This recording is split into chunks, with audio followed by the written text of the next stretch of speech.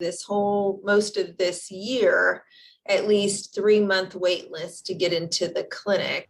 COVID-19 rehab doctors are sounding the alarm. They're worried as the surge in COVID cases causes delays for those needing treatment. Fox Antonio's Alejandra Guzman spoke with 2 COVID survivors going through rehab right now who are sharing what they say is a much needed message for you.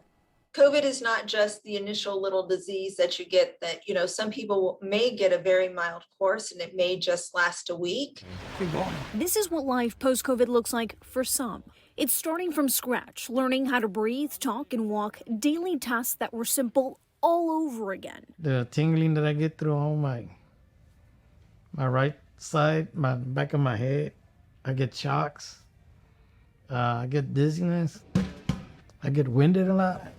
This is a harsh reality for 53-year-old Victor Roman. He was hospitalized and on a ventilator for 68 days last year in June. Time he doesn't remember and is still suffering from COVID symptoms. It's frustrating, it's depressing, and it's hard. He's not alone. Everything that was me was gone. With a knot in her throat, Amy White is mourning the woman she was before COVID.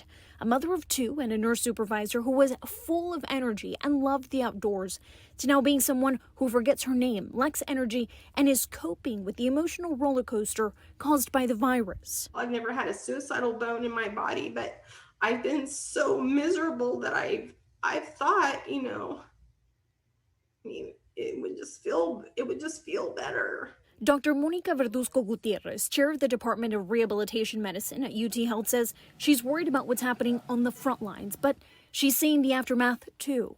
It's very overwhelming at times. Her biggest worry, the Delta variant spreading like wildfire, and now rehab patients are forced to wait 3 months to get treatment. I'm still seeing people who first had COVID in January during the second surge. Dr. Gutierrez says it's preventable. She, Roman, and Amy all encouraging you to mask up and get your shot, or you may go downhill so fast that they just have to intubate you and call your family. And if you don't have your affairs in order, then your family is going to have to make those decisions for you.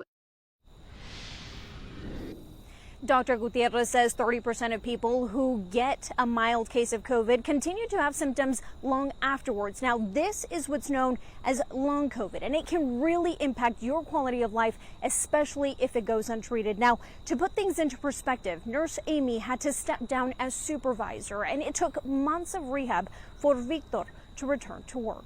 Live from the medical center, Alejandra Guzman, Fox News at 9.